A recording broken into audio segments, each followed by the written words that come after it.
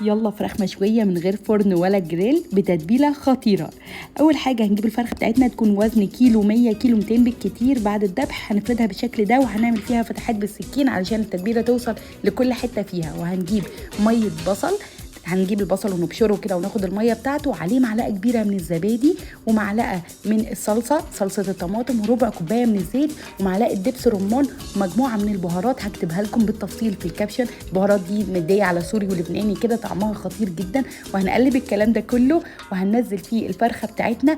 وطبعا يا سلام بقى لو بيتناها في التتبيله الخطيره دي ونعمل لها مساج كده ونسيبها اقل حاجه من 3 ل 4 ساعات، ولو بيتوها هتاخدوا نتيجه خطيره. هنجيب الطاسه بتاعتنا او الجريل، ودي هنستخدمها على البوتاجاز عادي جدا، ويفضل لو كانت كاست ايرن. وهنسخنها كويس قوي وهننزل بالفراخ بتاعتنا عشان تاخد لون الشوي القوي ده، وهنقلبها من ناحيتين. وبعد كده هنحط نص كوبايه من الميه وعلى درجه حراره هاديه جدا هنسيبها بقى تستوي. هتاخد لها تقريبا من ساعه لربع ساعه بالكتير، وهتطلع دايبه وطعمها خطير والتتبيله واصله لكل حته فيها. وبجد عايزه اقول لكم التتبيله دي طعمها مميز قوي قوي، واللحمه هتطلع معاكم دايبه بسبب الزبادي والزيت والبهارات بقى والتوابل اللي حطيناها دي مخليه طعم خطير.